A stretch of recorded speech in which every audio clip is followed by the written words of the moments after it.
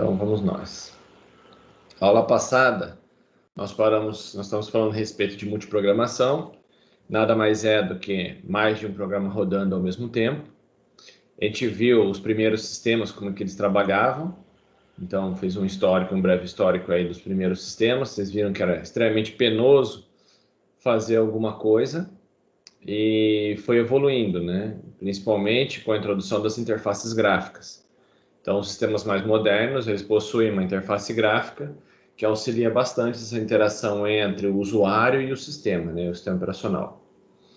Então, vamos fazer um pouquinho, então, uma olhada geral, né? A gente chama de zoológico aqui, mas, na verdade, uma visão geral dos sistemas operacionais. Então, os tipos de sistemas. Nós temos os sistemas operacionais de computadores para grande porte, então, para os servidores de grande porte. Os sistemas operacionais para servidores, né, para máquinas para empresas, né, que tem lá 20, 30, 40 pessoas plugadas nela. Sistemas operacionais multiprocessadores, então, os sistemas operacionais que suportam mais de um processador na sua máquina. Por exemplo, as versões mais modernas de Windows e de Linux, todos eles já suportam esse multiprocessamento. Sistemas operacionais de computadores pessoais, então, normalmente você tem o Windows 10, o próprio Linux também, algumas versões até Home, versões mais dedicadas para casa do que para servidores, né? No Linux dá muita diferença de pacote. No caso do Windows, é recurso mesmo. Então, se você pegar um Windows Home Edition, ele tem uma série de restrições em relação a uma outra versão, e o Windows 10 é totalmente diferente de um server. Bem, como ele trabalha, a velocidade, a interface. Por exemplo, num caso de um servidor, a gente vai ver isso depois, né? Mas no servidor a interface não precisa ter tão rebuscada, cheio de detalhezinho. Por quê? Porque você não vai ficar com a interface gráfica ali o tempo todo trabalhando. Ela consome mais recursos do seu CPU. Quanto mais cheio de coisinha tiver, mais detalhezinho tiver a sua interface, mais processamento ela precisa. E isso vai ficando mais lento no seu computador. Então não dá. Sistemas operacionais de tempo real. Então, sistemas que respondem instantaneamente. Tudo bem, a gente vai ver alguns disso daí. Sistemas operacionais embarcados, normalmente para microcontroladores, carro, por exemplo, tem sistema embarcado. Por exemplo, hoje quem tem essas multimídia que praticamente controla o carro, ela é um sistema embarcado. Você vai ver lá, você tem um sistema operacional, tem um software que controla o carro inteiro. Você tem um botão lá que muda o modo de condução. Modo Sport, modo Comfort, modo Economic, modo Dynamic. E conforme você aperta cada um dos modos, o carro muda completamente. Um acelera mais rápido que o outro, a suspensão fica mais macia, o outro fica mais dura, as cores do carro muda painel. Então, ele tem um sistema operacional que controla tudo isso e que você pode, inclusive, atualizar com o tempo novos recursos. Então, por exemplo, às vezes você não tem um determinado recurso no seu carro e você faz uma revisão e aparece um novo recurso. Por exemplo, o meu carro, vou dar um exemplo no meu carro. O meu carro, ele não acendia o farol, assim, automático, né? O farol dele, você tinha um botãozinho que você virava lá e ele acendia. Mas com essa nova lei que você tem que entrar na estrada, tem que ter a luz sempre acesa, tinha uma opção no veículo que de fábrica não tinha. Você atualizava o sistema operacional dele e ele liberava uma nova funcionalidade, que era que você podia habilitar ou não, que é deixar o farol semi-aceso. Então, ele ficaria, em vez de ficar 100% da potência, por exemplo, vamos supor que a potência seja 12 volts, que é a bateria do carro, ele coloca 9 volts, por exemplo. Então, o farol fica mais fraquinho, mais suficiente para enxergar durante o dia. Então, ele funciona como DRL, aquela luz para condução diurna. Então, o guarda não pode te multar. Um exemplo. Então, os carros estão acontecendo nos carros mais modernos e vai acontecer isso na sua casa, na sua televisão. Sua televisão também tem um sistema embarcado lá dentro, né? Então, a gente vai discutir isso daí depois. E sistemas operacionais de cartão inteligente. Então, normalmente, esses cartãozinhos de crédito. Bem, mas tem um sistema operacional lá dentro? Vários deles têm. Tudo bem? Então, a gente vai ver isso daí, feito em Java. Então, vamos lá. Tipos de sistemas operacionais. Então, sistemas operacionais de grande porte, normalmente ele caracteriza por uma alta capacidade de entrada e saída, é um sistema que é feito para atender os outros, tipo o Google, por exemplo. O Google ele tem uma alta capacidade de entrada e saída. Você atende usuários remotos. Ele não é feito para você sentar e trabalhar nele. Por exemplo, se você pegar um computador desse e tentar jogar, ele é ruim. Provavelmente ele não vai ter a melhor placa de vídeo. Se tiver placa de vídeo, geralmente tem uma placa de vídeo on-board bem vagabunda. Por quê? Porque não é a finalidade dele jogar. Mas a finalidade dele é atender os outros que estão na internet. Então ele responde rápido uma requisição na internet, esse tipo de coisa. Tudo bem? Então se você falar assim, se eu comprar um super computador, vai ser o melhor computador possível para jogos? Não. Provavelmente não. Provavelmente você pegar um computador gamer que tem uma placa de vídeo top, vai dar mais frames por segundo do que um computador desse. Entenderam a diferença? Ele tem processador, ele tem boa capacidade de memória, ele tem um HD rápido para poder atender os outros. Essa é a ideia dele. As operações caracterizam por execuções simultâneas de muitas tarefas. Então, geralmente você tem um servidor desse daí com várias pessoas penduradas nele, né? Então, tipo um servidor, um Google da vida, um Facebook, etc. E normalmente as tarefas podem ser tarefas em lote, então, tipo, processar à noite, você contratar ele para poder fazer um processamento mais pesado, você deixa lá e durante a noite, quando ninguém está usando, você usa. Pode processar transação, por exemplo, um banco, uma agência, uma companhia de viagens, que vende pacotes ou mais, ou por tempo compartilhado. Tem várias pessoas conectadas nesse computador, todo mundo utilizando ele. Então eles compartilham parte do tempo, cara. Todo mundo roda um pouquinho dele. Ok? Essa normalmente é as duas últimas, transação e tempo compartilhado, normalmente é o que é mais utilizado. SO para servidores. No caso de servidores, são computadores pessoais de grande porte. Então, eles são muito parecidos com o seu PC, só que é um PC turbo, né? Um PCzão. Então, por quê? Porque como ele tem mais memória, geralmente, um processador melhor, ele permite compartilhar o hardware e atende vários usuários ao mesmo tempo. Então, ele pode ser um servidor de arquivo, um servidor web, um servidor de mensagem, um servidor de impressão, bem? Geralmente, ele pode ter até mais de um serviço no mesmo servidor. Tipo, ele pode ser um servidor de mensagem e um servidor de impressão no mesmo sistema, no mesmo computador. Lembrando-se que todos esses servidores, todos esse SO para servidor, ele não tem uma interface rebuscada, não tem aquela interface cheia de coisinhas. Eles têm uma interface mais simples para gastar menos CPU possível e liberar a CPU para o usuário. Entenderam?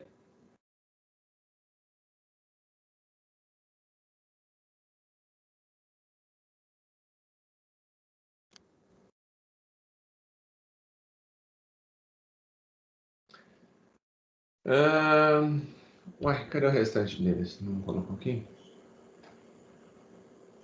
Ué. Beleza, não apareceu os outros, mas vou falar dos outros. Sistemas operacionais multiprocessadores. Normalmente, esse tipo de sistema operacional, a característica dele é trabalhar com mais de um processador ao mesmo tempo. Então, você tem um sistema operacional que ele consegue gerenciar mais de um processador. Hoje, isso é bem comum. Por quê? Porque as máquinas hoje em dia são mais de dual core. É quadricore, octa-core, hexa-core, deca-core. Então, tem vários núcleos lá dentro do processador. Mas isso há um tempo atrás, se você fosse em 2000, não era um negócio normal. O normal era ter um único processador na sua máquina, tudo bem? Um único núcleo. E se você quisesse ter mais de um, você tinha que ter outra pastilha, outra CPU lá dentro. Você comprava outro processador. Hoje em dia, existe máquinas com mais de um processador? Existe. Existe placas-mãe que você pode colocar mais de um núcleo lá dentro. Então, vamos supor que você compra um i7, normalmente é Xeon, né? Não é processadores da família i. Normalmente é os Xeons. São os processadores para servidores. Então, ele permite colocar um processador Xeon lá dentro. Aí, se você achar pouco, você pode adicionar mais um processador. Às vezes, até 4 processadores. A USP, por exemplo, tinha uma máquina que ela permitia você colocar 4 processadores Xeon. E cada processador desse daí, eu não lembro se era 12 ou 16 núcleos por processador. Então, vamos fazer uma conta fácil aí. 10 núcleos por processador. Se tem 4, são 40 núcleos. Então, você tem uma máquina com multiprocessadores, 40 núcleos disponível para você trabalhar ao mesmo tempo. Ok? Normalmente, no caso do Windows, ele não gerencia bem essas máquinas com muitos núcleos. A partir de 32 núcleos, você passa até ter, inclusive, versões específicas de Windows. Existe um Windows só para servidores com muitos núcleos. Por quê? Porque o sistema operacional padrão não dá suporte a tantos núcleos assim, não gerencia bem. No caso do Linux, ele já é preparado para isso. O kernel, você ativa o modo multiprocessador e ele já habilita isso daí, já funciona bem, porque sempre foi preparado para isso, né? Computadores, sistemas operacionais para computador pessoal, então aí você tem Windows, tem Linux, tem macOS. Qual é a característica desses sistemas operacionais? Uma interface mais bonita, mais cheia de detalhes, mais rebuscada. Ele atende, a prioridade é atender um programa, então você quer jogar, o jogo vai ficar rápido. E não tem preocupação, a preocupação dele com o exterior, né, com a internet é mínima. Então, se tiver duas tarefas, um cara lá de fora tentando acessar seu computador e você acessando o computador, a prioridade é sempre você, não o cara de fora. Tudo bem? Então, ele prioriza o usuário que está sentado na máquina. Sistemas operacionais de tempo real, aí você cai em alguns sistemas específicos que prioriza a velocidade. Então, normalmente, esses sistemas operacionais, eles não rodam muitos programas ao mesmo tempo. São poucos programas e a ideia é que ele seja rápido. Então, que tudo que você fizer, instantaneamente ele faça. Não fica travado pensando o que ele vai fazer, o que ele poderia fazer. Ok? Até o Windows tem esse modo de tempo real. Se você clicar com o botão direito, então vou clicar aqui para um pouquinho só. Deixa eu abrir o gerenciador de tarefas. Se você abrir o gerenciador de tarefas do seu Windows, a qualquer momento você pode escolher um programa, por exemplo. Deixa eu ver onde está aqui.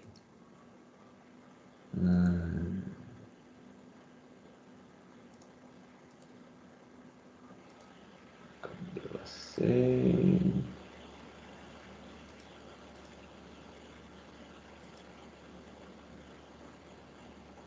Vou pegar um aqui. Escolher um programa aqui, ó, por exemplo, esse Chrome, e colocar a prioridade dele, eu posso colocar em prioridade em tempo real. Se eu fizer isso daí, colocar a prioridade em tempo real, ele vai primeiro rodar sempre esse programa do Chrome e depois os demais. Então eu posso, no caso do Windows, também alterar a prioridade. Então aumentar ou diminuir a prioridade ali embaixo.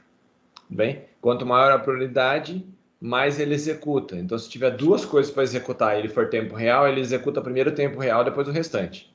Então, nunca é bom você deixar tudo em tempo real. Por exemplo, se tem alguma coisa, principalmente um browser, se colocar em tempo real, o que vai acontecer? Vai ficar rapidinho? Até vai. Só que se você pegar um vírus também, entre rodar o antivírus e rodar o browser, ele roda o browser. E aí o vírus entra dentro da máquina e faz aquele estrago. Bem, então tome cuidado com isso daí. Sistemas operacionais embarcados, então, que eu estava falando para vocês, então carros tem isso, televisões. Então hoje o televisor, se você compra uma smartphone, tem um sistema operacional lá dentro. Então, ou WebOS,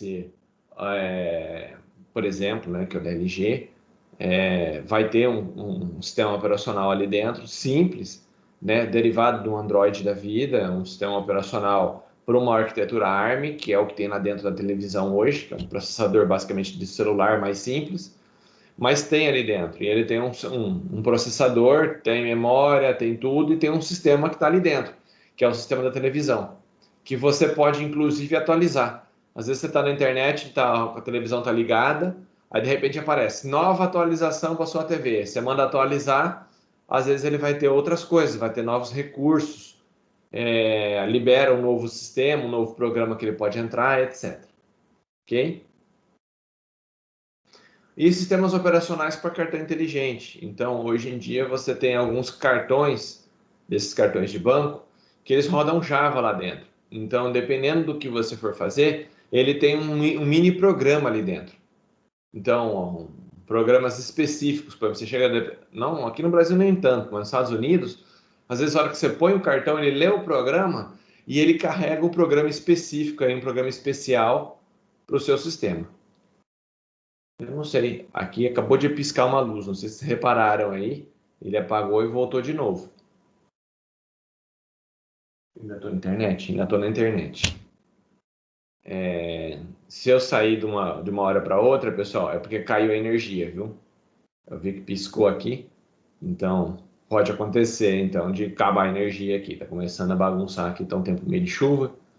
Então já estou avisando para vocês que se eu sumir de repente, é porque acabou a energia. Tudo bem?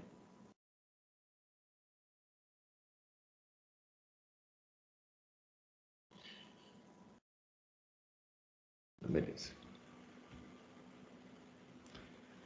Então, deixa eu voltar lá. Então, basicamente, quais são os componentes desse sistema operacional? Basicamente, eu tenho um kernel. O que é o kernel? É a parte primordial, é o que carrega todo mundo. Então, uma parte básica do sistema operacional. Ele seria o sistema operacional propriamente dito, que é o núcleo do sistema operacional. Ele que começa tudo. Só que eu não sei se vocês se lembram que o kernel não é único. No sistema operacional são vários programinhas que trabalham em conjunto. Então, o gerenciador seria o gerente de tudo, é o kernel. E depois eu tenho vários componentes que eles estão ali dentro. Então, os controladores de entrada e saída, os gerenciadores de memória, toda a parte de contabilidade do sistema, então ver se o cara atingiu cotas ou não, gerenciador de arquivos, gerenciador de usuários, gerenciador de processos, toda a parte de segurança, então, normalmente um firewall ou coisa parecida, controladores de rede, interface gráfica, gerenciadores de erro. Então, tudo isso faz parte o quê? Do seu sistema operacional. Então, ele é um programa composto de vários programinhas.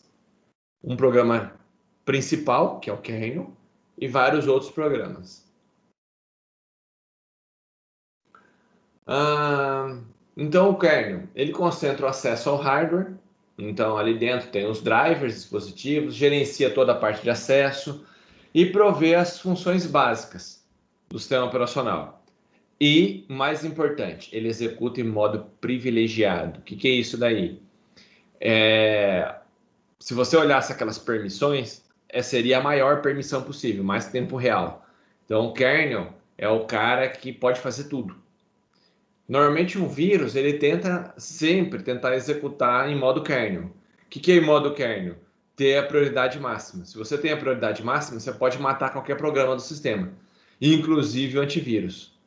Então, o kernel, se o kernel, por exemplo, se você for lá, for administrador e mandar matar o antivírus, ele mata. Por quê? Porque você tem prioridade máxima. É isso que um vírus tenta fazer, assumir a prioridade máxima.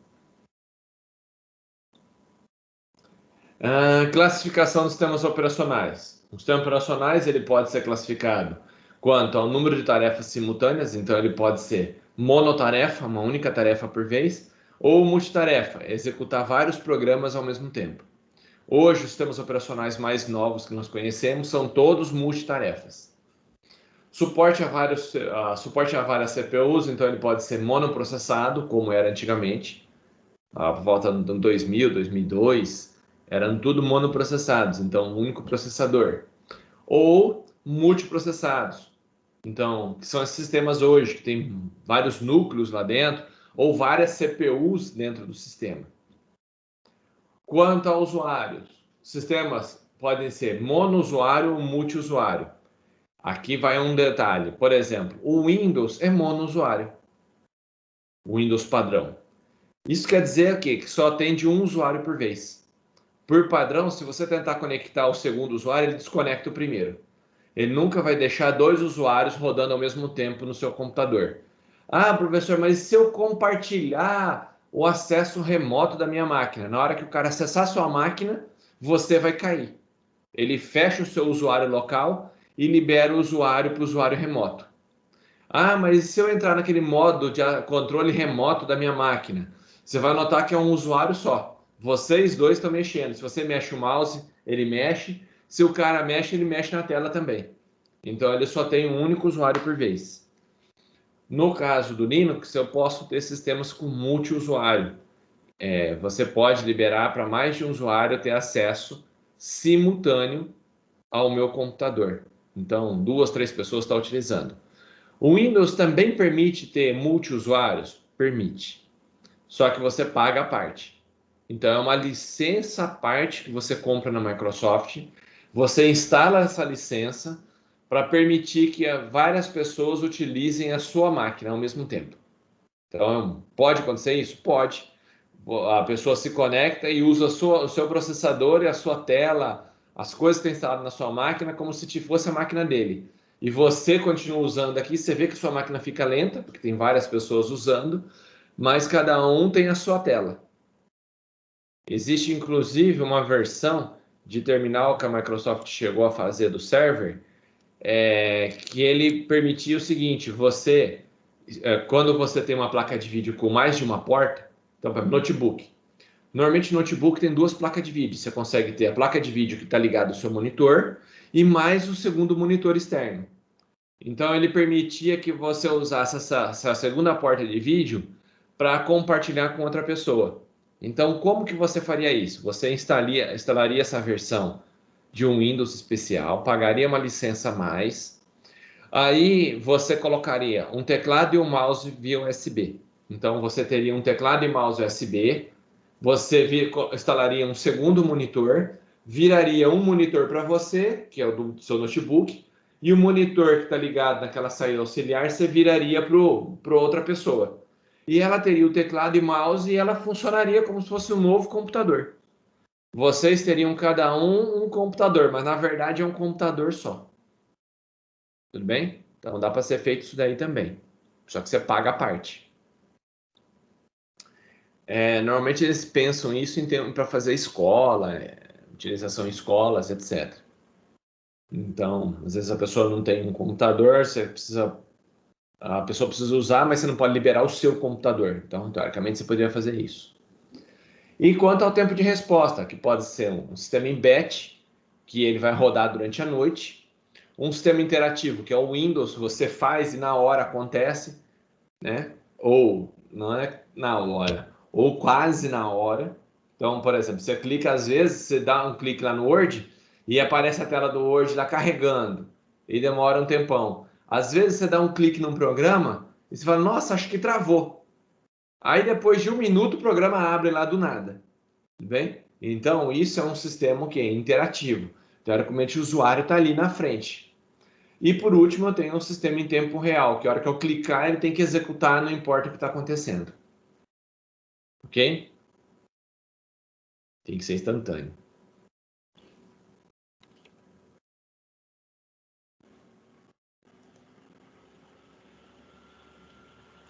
Então, se eu fizesse uma configuração disso daí, então os sistemas operacionais eu poderia olhar com relação ao número de tarefas simultâneas.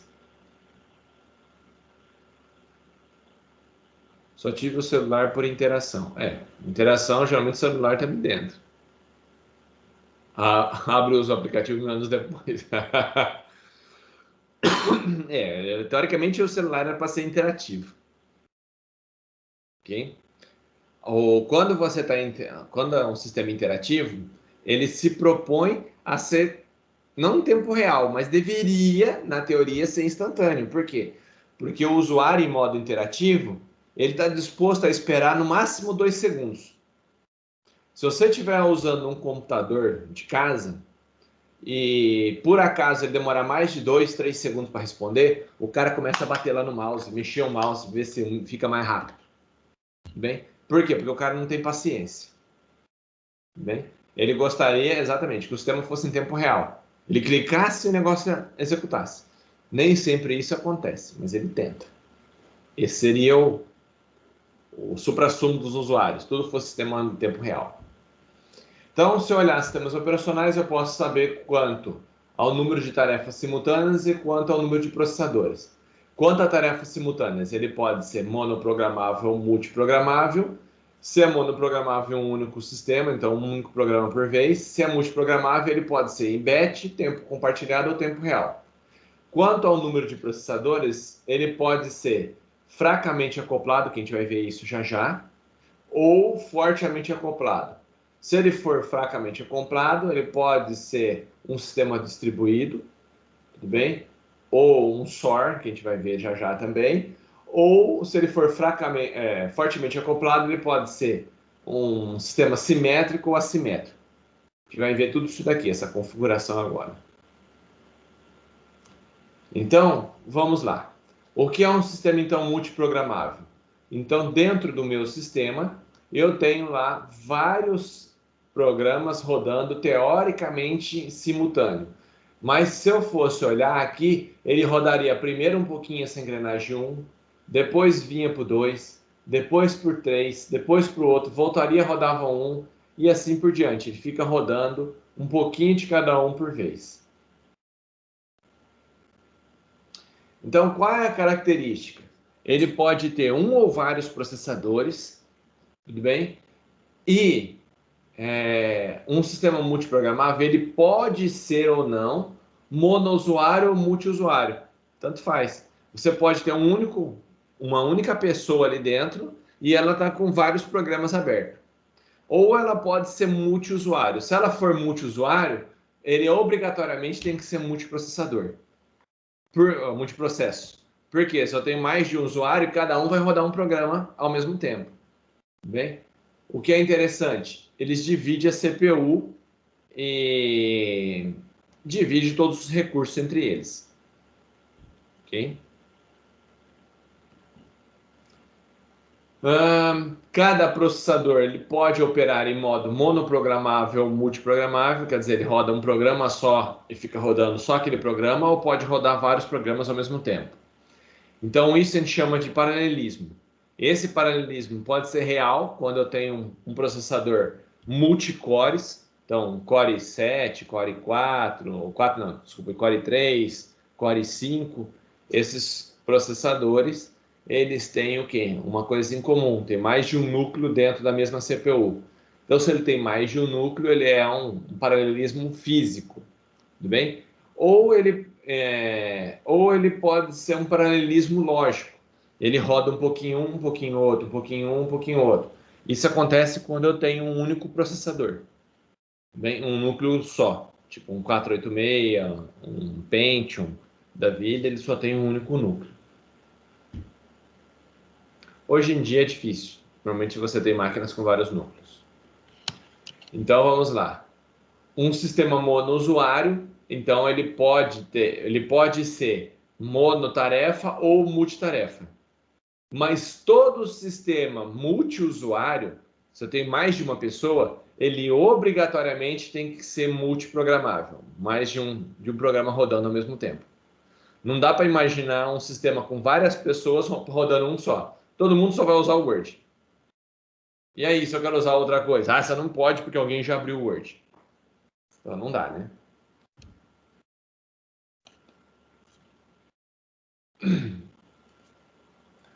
Os sistemas podem ser classificados também como sendo fracamente acoplados ou fortemente acoplados. O que é isso? Fracamente acoplados e fortemente acoplados. Fracamente acoplados quando eu tenho várias máquinas interligadas por rede, se comportando como uma máquina só. Então eu posso ter um grid ou... a gente vai ver isso daí já já. Mas eu tenho várias máquinas rodando um sistema operacional, formando um cluster, né? Vários sistemas ao mesmo tempo, todos interligados por rede. Ou ele pode ser fortemente acoplado, quer dizer, uma única máquina fisicamente, todos os processadores, tudo está dentro de um gabinete só. Então, toda vez que eu tenho fortemente acoplado, todos os processadores que eu tiver, tem 10 processadores, todos estão dentro do mesmo gabinete, compartilham a mesma memória. E no caso de fracamente acoplado, eu tenho vários gabinetes, vários computadores separados. Tudo bem? Então, no caso de fortemente acoplado, então eu tenho vários processadores.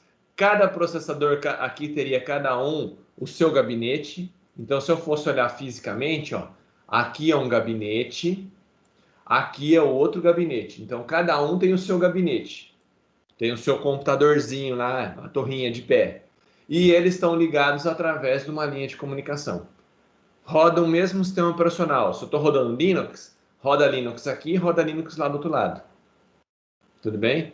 Então, por exemplo, estou rodando alguma coisa aqui. Eu posso pegar e mandar para o outro computador através da rede. Bem? Mas são máquinas separadas. Se eu cortar a rede, a máquina continua funcionando. Independente uma da outra. Então, nesse caso, como é fracamente acoplado, cada um tem a sua memória. Então, essa máquina aqui tem a memória dela. A outra máquina tem a outra memória. Beleza? Cada processador tem a sua memória. No caso, então, como seria isso daí?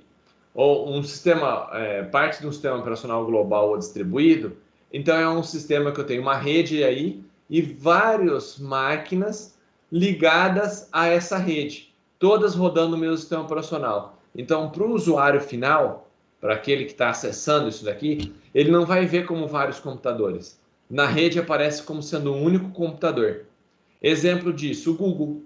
Quando você vai acessar, você vem aqui e acessa a máquina do Google.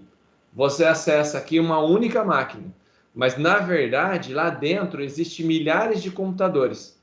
Quando o Renato pede para acessar, ele olha, ó, a máquina 4 não está sendo usada. Pego o Renato e transfiro aqui para a máquina 4. Então eu estou usando a máquina 4 e já libera esse nó para outra pessoa. Compartilhar dados e compartilhar processamento, o fracamente acoplado. Não quer dizer que ele seja lento. Vários super servidores são assim. Por exemplo, o Google trabalha assim, o Facebook trabalha assim, a Americanas trabalha assim. Todos eles são fracamente acoplados. Tem vários computadores lá dentro, tudo bem? E um único sistema operacional gerenciando todo mundo. Cada vez que eu entro nesse nó principal aqui, ele verifica na rede qual das máquinas está parada, ociosa, e fala, a máquina 3 agora está ociosa. Ele pega o cara e redireciona, vai para aquela máquina 3, você fica usando essa máquina aqui. E você nem percebe, você está fazendo sua consulta ali no Google e nem percebe. Na verdade, ele tem o quê? Um monte de computador. Para você dar a impressão que existe um único computador extremamente poderoso no mundo. E na verdade não é. São vários computadores. Entenderam?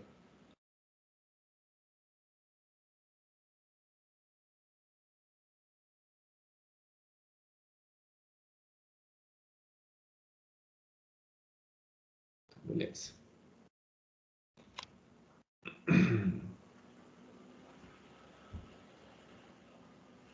Qual das duas tecnologias compensa mais? Normalmente, esse tipo de ideia de eu ter cada nó um sistema, então eu tenho aqui um sistema distribuído, igual esse do Google, ele fica barato. Porque se eu precisar expandir o meu sistema, você não compra um novo computador total, inteiro. Você vai lá e adiciona mais um nó, mais um computador na rede. Então, tá lento. Você vai lá e compra um novo computador e adiciona ali dentro. Você não precisa trocar todos. Ficou lento novamente. Começou a crescer. Eu vou lá e coloco mais uma máquina na minha rede. Pronto, ela volta a ficar mais rápida. Entendeu?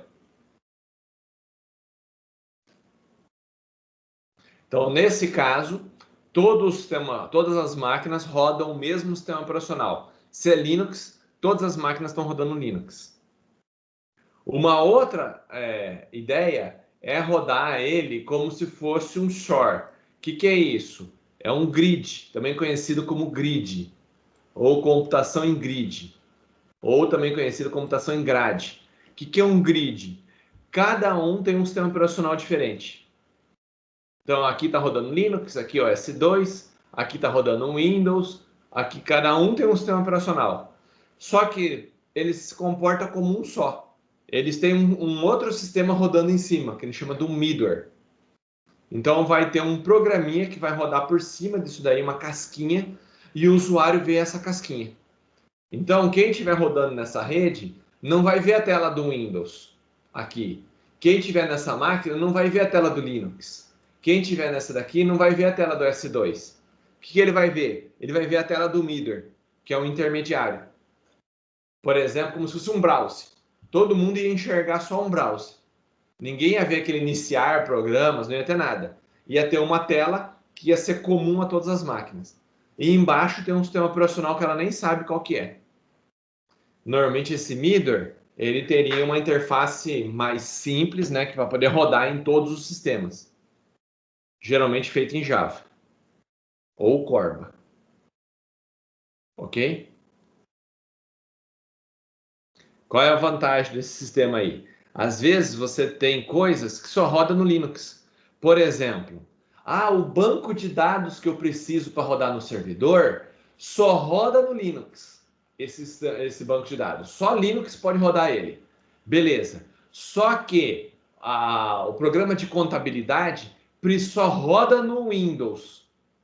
Então, como é que eu vou fazer agora? Se esse programa só roda o Windows e o banco de dados só roda Linux? Vai ser incompatível? Não vou conseguir ligar um com o outro? Às vezes, uma solução é ter um middleware.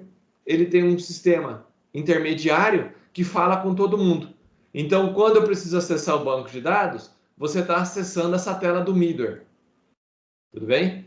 Essa tela do middleware manda comandos aqui, acesso esse outro middleware do outro lado e ele acessa o Linux. Ele faz a busca e depois manda a resposta aqui para esse middleware. Então aí você consegue interligar as máquinas, mesmo com sistemas operacionais super diferentes.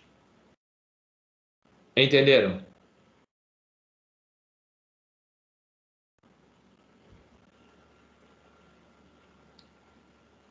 Então, beleza. E no sistema fortemente acoplado, diferente dos outros dois, do grid e do cluster, né, que a gente acabou de ver, no caso do fortemente acoplado, é um gabinete só que tem tudo lá dentro. Então eu tenho vários processadores dentro de um único gabinete. Então eu tenho um gabinete só e eles compartilham a mesma memória. Então eu tenho que ter cuidado, porque às vezes esse processador está usando memória, esse outro pode vir aqui e regaçar com o que você estava fazendo. Então tem que ter todo um controle ali para ele não, sem querer, não estragar as coisas dos outros. Então quando eu estou trabalhando isso, eu tenho que dividir a minha memória aqui em vários pedacinhos e gerenciar bem. Falar, ó, esse processador só vai acessar essa primeira parte da memória. Esse segundo processador só vai acessar essa outra parte da memória, para não fazer besteira.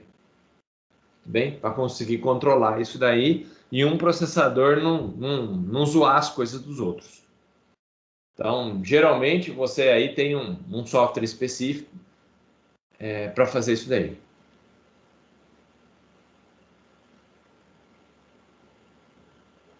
Sim, a performance dele é muito boa.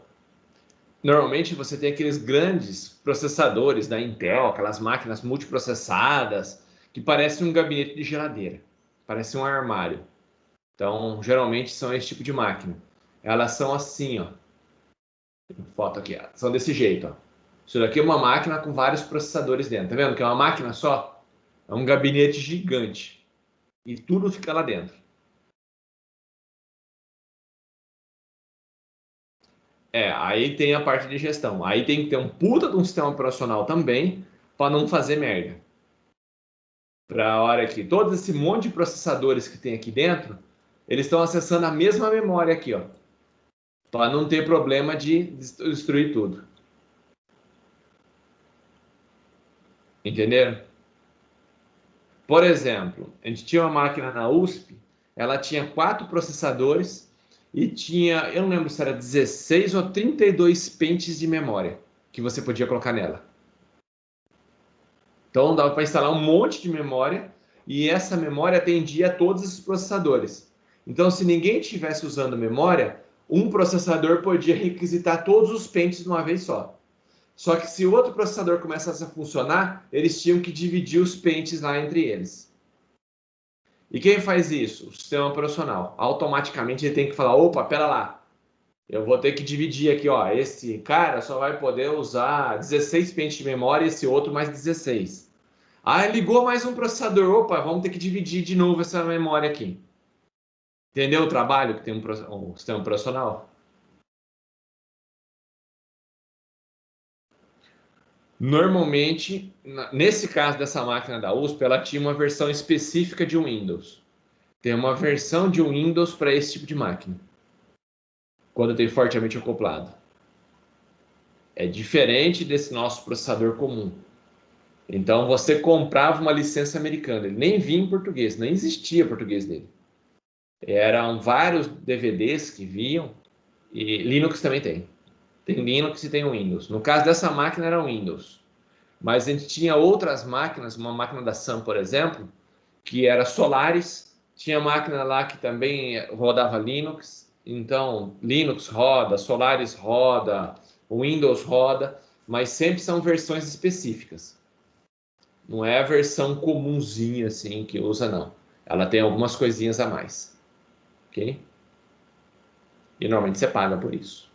No caso do Linux é de graça, mas nos outros, por exemplo, no Windows, você pagava e pagava caro. Uma licença específica para conseguir fazer esse gerenciamento. Ficou claro que esse fortemente acoplado?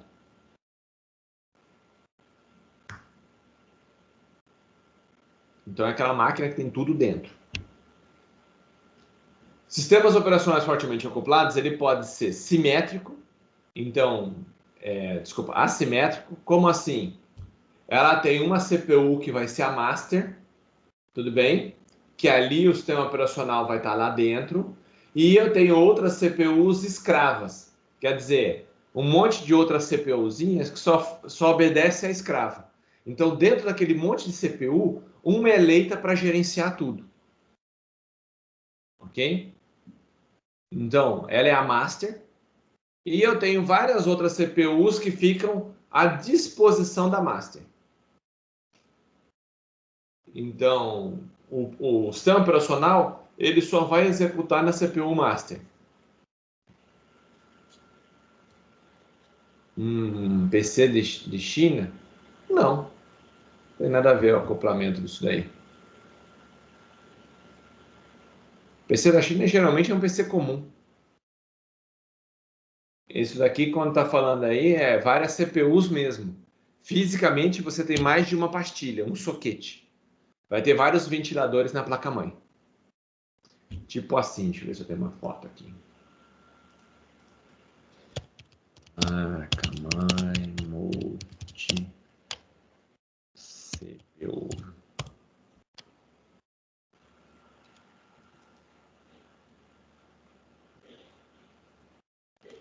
Assim, ó. Tá vendo a placa-mãe como é que é, ó? A mesma placa-mãe, ela tem mais de um soquete, ó. Por isso eu consigo falar com a grandona. Então ela vai ter vários soquetes na mesma placa-mãe. Nesse caso aqui é só para duas. Mas se você procurar na internet, você vai achar outras que tem 4, 5 processadores, às vezes até mais processadores do que isso. A maior parte do que vende aqui pela internet é sempre máquinas com duas. No máximo duas CPUs, ó. Ó, que nem essa daqui, ó. Ó. Placa-mãe, ó, ela tem duas CPUs, ó. Permite colocar duas CPUs.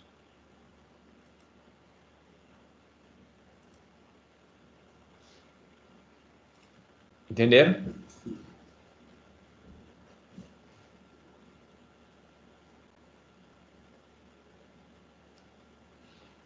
Então, nesse caso de ter mais de uma CPU, ele vai ter uma CPU que é a master, que manda em tudo. Por quê? Porque se tiver que dividir a memória, na briga ali, tem 10 CPU. Quem que vai organizar isso daqui? Uma que manda mais que a outra. Isso. Seria mais ou menos isso. Não é que ela é menor, a potência é a mesma, mas uma delas é eleita como master, então no assimétrico, uma é master, e as outras são todas slave. Entendeu? Então, na hora de dividir memória, essas coisas assim, quem que divide isso? É a master. Sempre a master é que manda. As slave ficam com o processamento em si, e isto. Os slave fazem o processamento e a master fica ali só gerenciando. Oh, faz isso. Ó, aqui, ó. Opa, tá fazendo besteira. Ela fica só coordenando. Tudo bem? Roda muito pouco. Entenderam?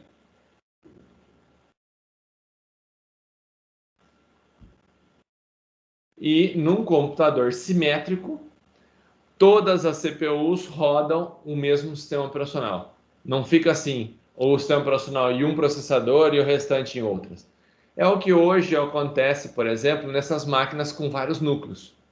Você tem um i9, por exemplo.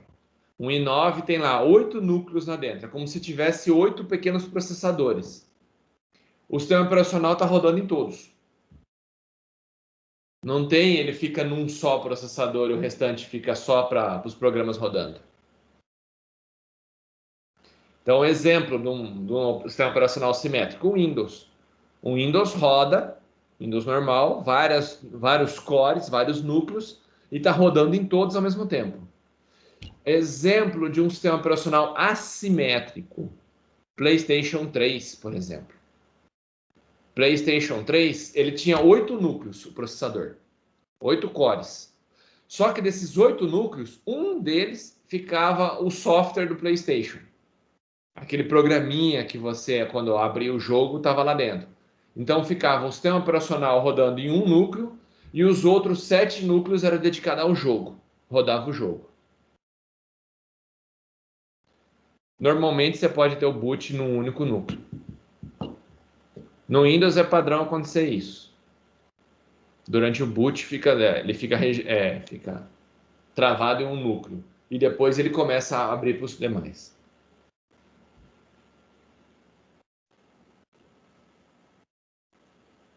Entenderam?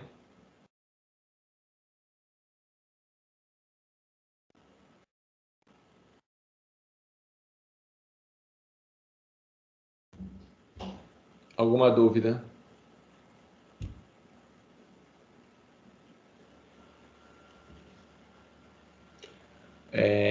Não seria melhor operar de outra forma? Qual outra forma? Como master?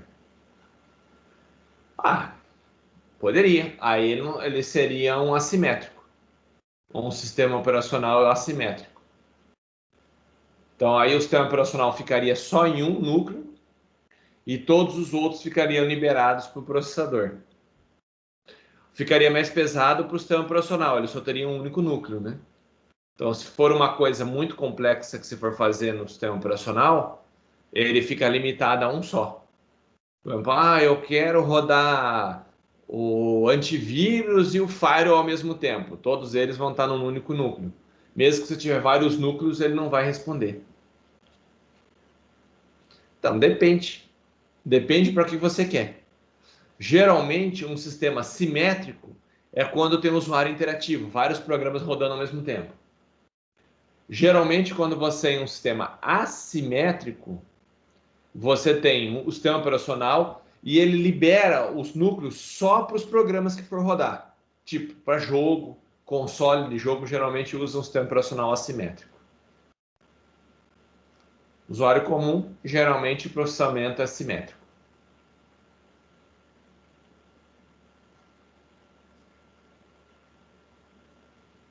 Entenderam? Mais alguma dúvida?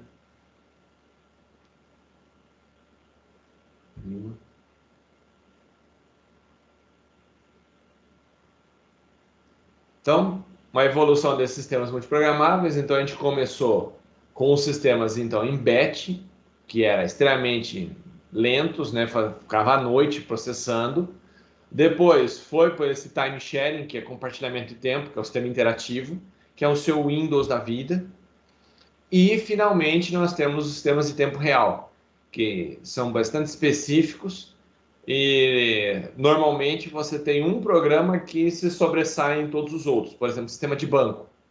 Ele tem aquele sistema de front-end de caixa e ele roda com prioridade maior que qualquer outro.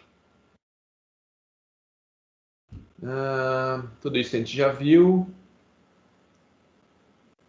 Então, tudo isso eu já falei para vocês. Então, por isso que eu estou passando meio rápido aqui, porque a gente já falou sobre eles. Alguma dúvida, pessoal?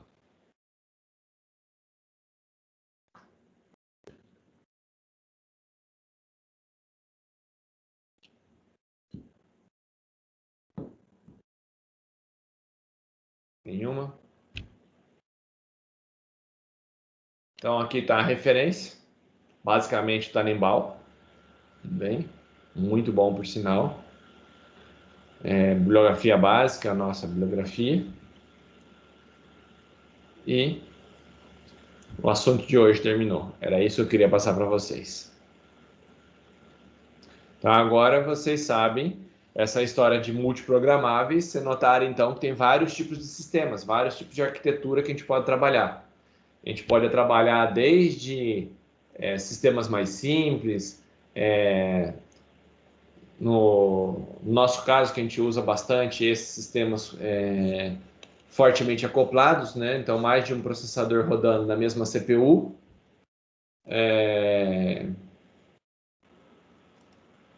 Geralmente, elas são simétricas, que é o caso do Windows. Beleza? Sistemas operacionais mais específicos, eles são normalmente assimétricos. Então, eles deixam as demais CPUs só para o jogo. Então, trava o sistema operacional, porque ele é mais simples numa única CPU, e libera as demais CPU só para os demais programas. Tudo bem? Para o jogo ou qualquer outra coisa que for rodar. Televisão, às vezes, trabalha desse jeito. Assimétrico.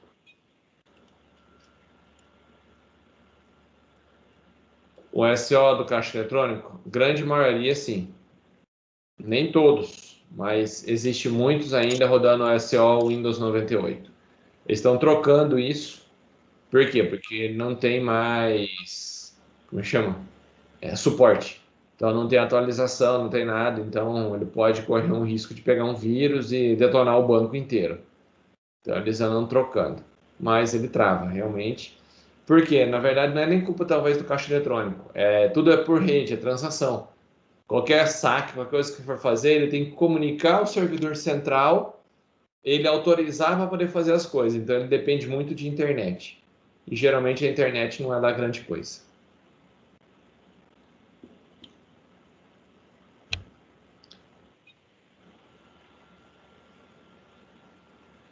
Se você teoricamente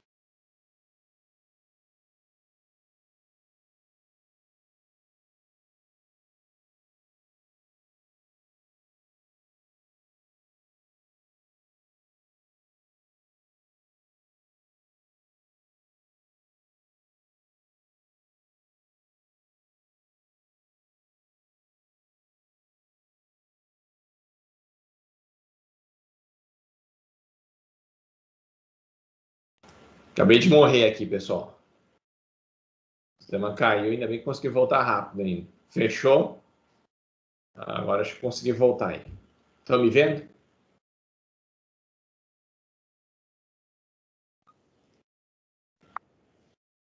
Ixi, não?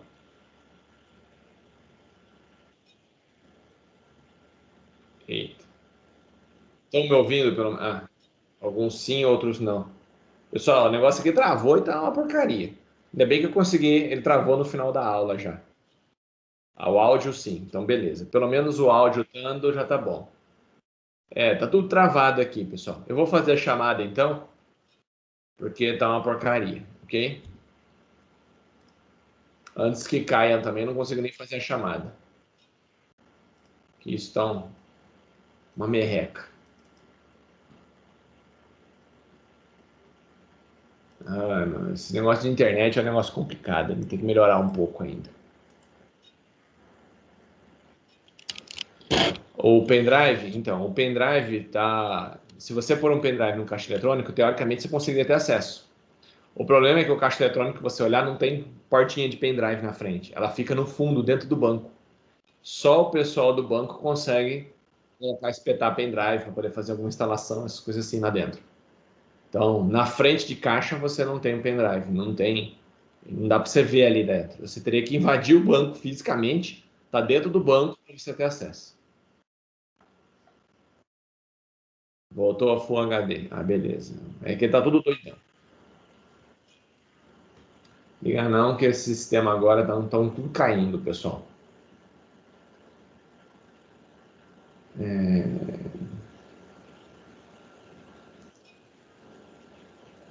Então vamos lá. Adicionar a aula de hoje.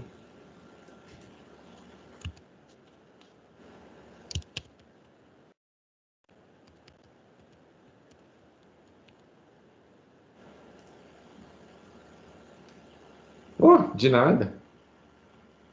O que eu souber, eu tento responder. Essa é a ideia. Pessoal, vamos fazer a chamadinha então. Augusto. Não? Até aí. Bianca.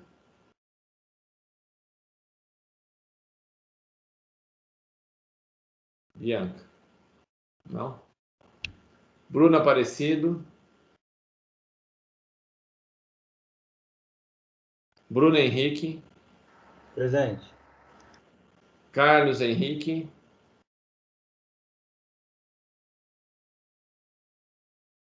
Carlos, não? Ciro. Edivaldo. Eric.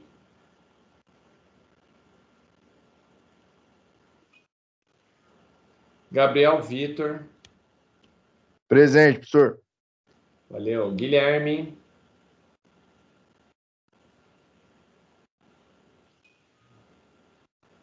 Gustavo Silva. Iago. E Juan. Isaac. Isis.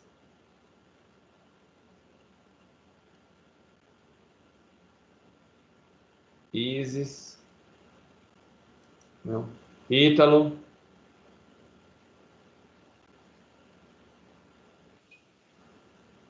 Isabela.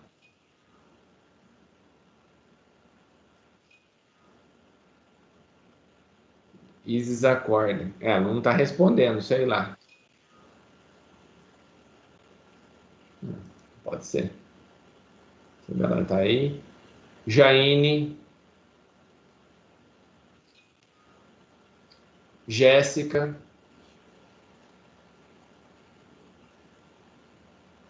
Jéssica. Não. Jonathan já levantou a mão aí. José Augusto. Juan. Leandro. Leandro. Não. Letícia. Letícia. Não. Luana. Luana. Não. Lucas Antônio. Luana está presente. Lucas Antônio. Não. Lucas Viana.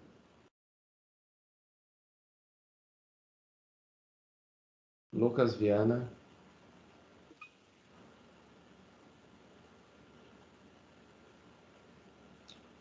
Lucas Vinícius está presente. Lucas Viana não tá? Acho que não. Luiz Davi. Presente. Luiz Felipe. Marcos Vinícius.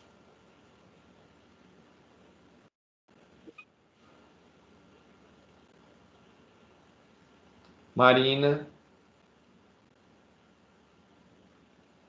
Marina. Não? Tá aí. Pedro Henrique. Priscila.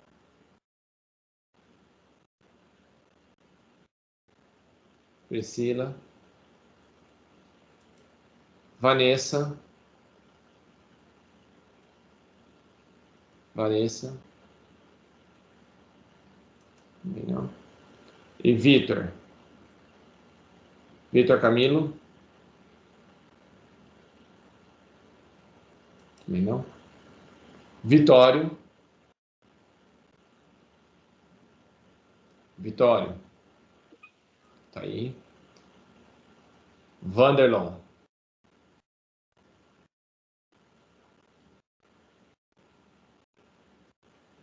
O Anderson tá ali. No último, mas tá. Então, quem teoricamente faltou então hoje? Pelo menos não respondeu ainda. Vitor Camilo. Oh, tá presente. Ah, tá beleza. Vanessa. Então, vamos começar. Quem faltou ainda? Vanessa, tá por aí? Priscila Lima. Luiz Felipe. Desculpa, Luiz Felipe. Lucas Viana. Lucas Antônio.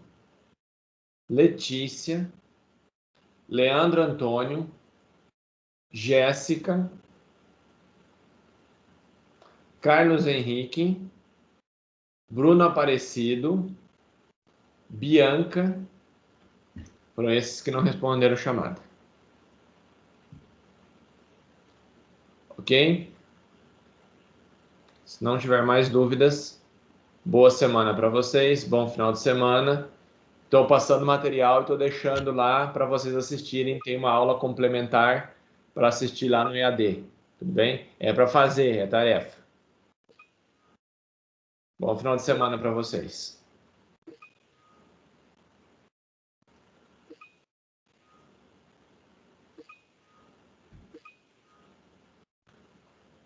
Obrigado, Pedro. Bom final de semana para você também. Bom final de semana para todos aí. Boa noite. Boa noite, pessoal. Até semana que vem. Não esqueça que eu tenho coisa para fazer, hein?